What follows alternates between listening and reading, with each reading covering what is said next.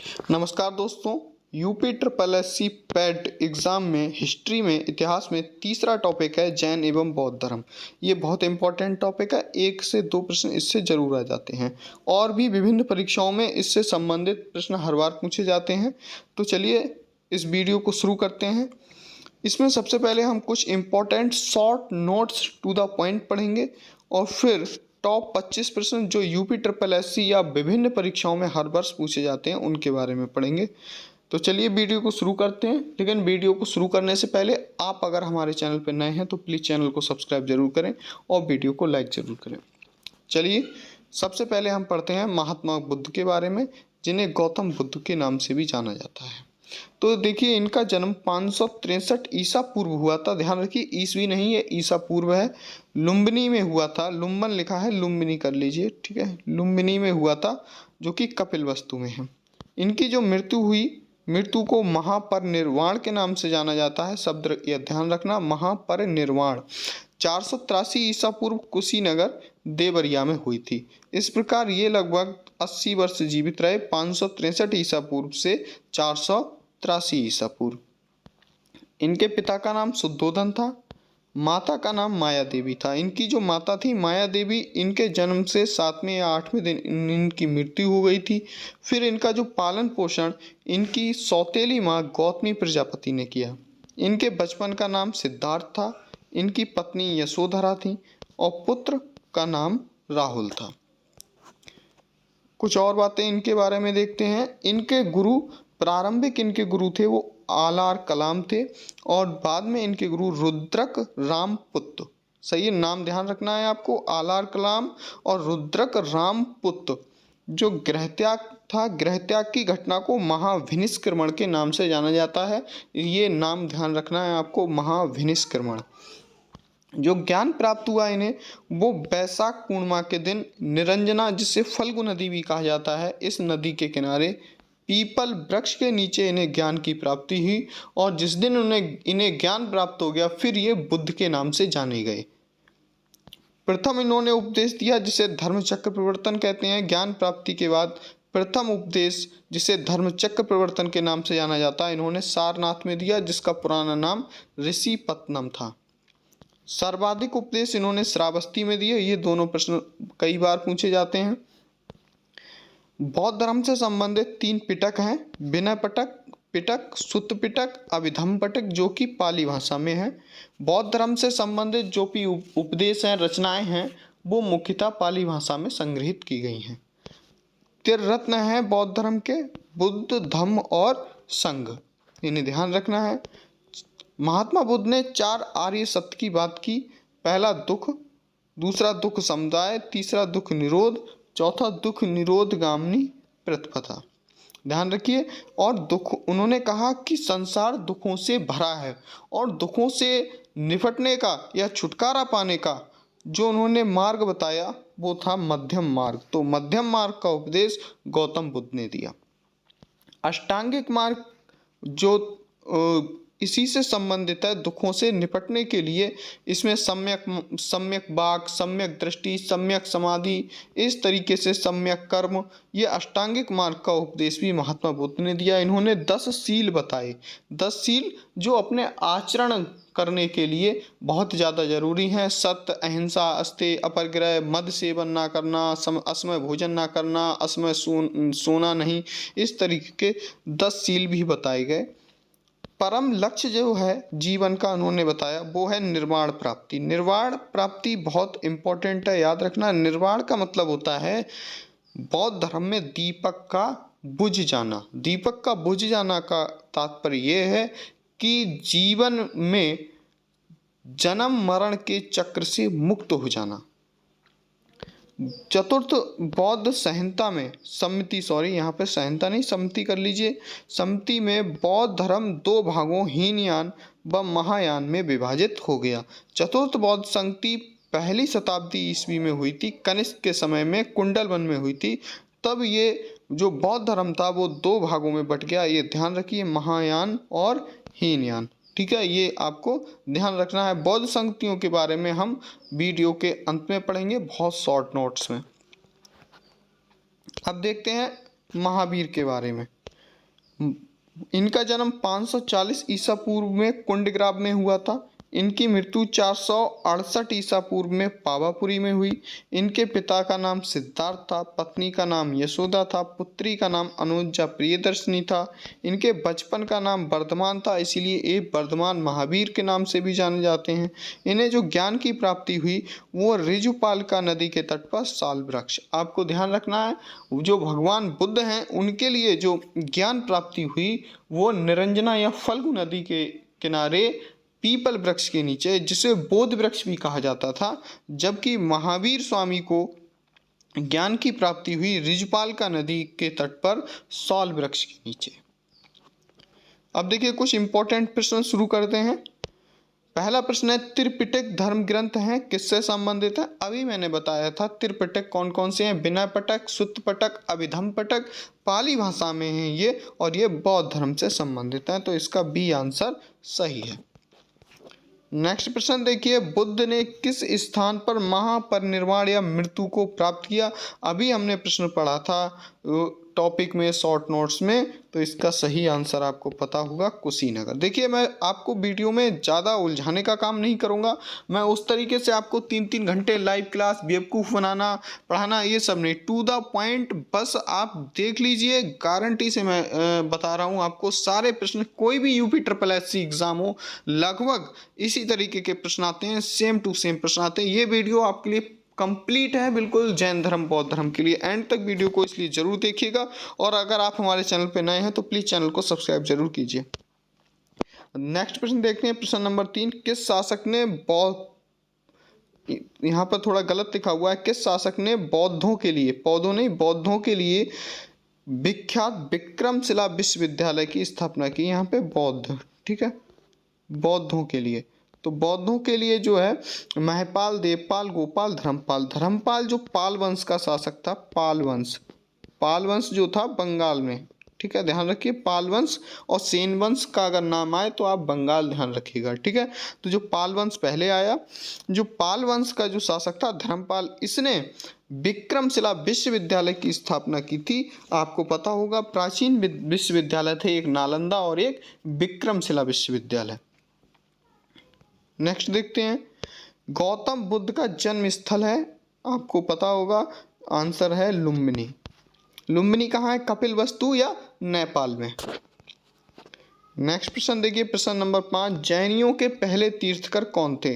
अरिष्टनेम, पारसनाथ, अजीतनाथ, ऋषभदेव। तो ऋषभदेव जैनियों के पहले तीर्थकर थे। कुल 24 तीर्थकर थे जैनियों के, जिसमें 24वें तीर्थकर भगवान महावीर थे। प्रश्न नंबर 6, महावीर का जन्म किस क्षत्रिय गोत्र में हुआ था? शाक, जांत्रिक, सल्लास, लिच्छवी। तो इसका सही आंसर है जांत्रिक में। अगला प्रश्न देखिए, प्रश्न नंबर 7, गौतम बुद्ध ने अपना प्रथम उपदेश धर्मचक्र प्रवर्तन कहाँ दिया? बोधगया, लुम्बिनी, सारनाथ, कुशीनगर। तो सारनाथ में दिया था। एक बार इन स्थानों को और रिपीट कर लीजिए। बोधगया वह स्थान है जहाँ पर भगवान महात्मा बुद्ध के लिए ज्ञान प्राप्ति हुई थी, ठीक है। लुम्बिनी वह स्थान है जहाँ इन्होंने जन्म लिया था, और कुशीनगर में भगवान बुद्ध की मृत्यु हुई। सारनाथ वह स्थान है जहाँ इन्होंने सबसे पहले प्रथम उपदेश दिया था, और इसके बाद एक बात और ध्यान रखिए, श्रावस्ती जहाँ इन्होंने सर्वाधिक उपदेश दिए थे। तो 5 जो इनसे जुड़े हुए जो स्थान हैं उनको आप ध्यान रखिए। नेक्स्ट प्रश्न देखिए, महावीर की मृत्यु कहाँ हुई थी? श्रवणबेलगोला, लुम्बिनी, कुल, गुमलय, पावापुरी। तो सही आंसर है पावापुरी। नेक्स्ट प्रश्न देखिए, बौद्ध धर्म ग्रहण करने वाली पहली महिला कौन थी? यशोदा, महामाया, महाप्रजापति गौतमी, बिंबा। तो देखिए, जो इनकी सौतेली माँ थी महाप्रजापति गौतमी, सौतेली माँ थी जिन्होंने इनका पालन पोषण किया, उन्होंने ही सबसे पहले बौद्ध धर्म ग्रहण किया था। प्रश्न नंबर 10 देखिए, जातक किसका ग्रंथ है? वैष्णव, जैन, बौद्ध, शैव। तो इसका सही आंसर है बौद्ध। प्रश्न नंबर 11 देखिए, बुद्ध की गृह त्याग का प्रतीक है। जो भगवान बुद्ध थे उनका गृह त्याग का प्रतीक है घोड़ा, हाथी, बैल, भेड़। तो सही आंसर है इसका घोड़ा। अगला देखिए, महावीर का मूल नाम था सिद्धार्थ, गौतम, वर्धमान। इनमें से कोई नहीं, आपको पता है, मैंने अभी बताया था वर्धमान महावीर। नेक्स्ट प्रश्न देखिए, सर्वप्रथम शून्यवाद का सिद्धांत का प्रतिपादन करने वाले बौद्ध दार्शनिक का नाम क्या है? ये बहुत इंपॉर्टेंट प्रश्न है। असंग, बसवंतु, नागार्जुन, दंडनांग। तो इसका जो आंसर है वो है नागार्जुन। नागार्जुन ने जो है शून्यवाद का सिद्धांत दिया था। अगला प्रश्न देखिए, 14, किसे एशिया की रोशनी द लाइट ऑफ एशिया कहा जाता है? ये तो आपको बहुत आसानी से पता होगा, महात्मा बुद्ध को या गौतम बुद्ध को। नेक्स्ट प्रश्न देखिए, 15 नंबर, जैन धर्म में पूर्ण ज्ञान के लिए क्या शब्द प्रयोग किया गया है? जिन रत्न कैवल्य निर्माण, तो ये है निर्वाण। ठीक है, पूर्ण ज्ञान के लिए जैन धर्म में कैवल्य शब्द का प्रयोग किया गया है, ध्यान रखिए। 16 नंबर, जैन साहित्य को क्या कहा जाता है? आगम, निगम, ग्रंथ, बखार। तो इसको कहा जाता है आगम। देखिए, जो जातक कथाएं हैं, आपको कंफ्यूजन ना हो, ये बुद्ध धर्म से, बौद्ध धर्म से संबंधित हैं, जो भगवान बुद्ध के पूर्व जन्म की कथाएं हैं। ठीक है, पिटक जो हैं वो भी बौद्ध धर्म से संबंधित हैं, जबकि आगम जो हैं ये जैन साहित्य से संबंधित हैं। प्रश्न नंबर 17 देखिए, जैन साहित्य का संकलन किस भाषा और किस लिपि में है? इसका जो सही आंसर है वो है प्राकृत भाषा और अर्धमागधी लिपि। जबकि जो बौद्ध धर्म है उसका जो संकलन है वो है पाली भाषा में। मैं आपको यहाँ पर जो डिफरेंस है वो भी बताते हुए चल रहा हूँ, जिससे आपको दिक्कत ना हो। ठीक है, नेक्स्ट देखिए 18 नंबर, जैन ग्रंथ कल्पसूत्र के रचयिता हैं भद्रबाहु, स्थूलभद्र, हेमचंद्र, स्वयंभू। तो इसका जो सही आंसर है वो है भद्रबाहु। देखिए, जैन धर्म जो था बाद में दो अलग अलग संप्रदायों में बट गया।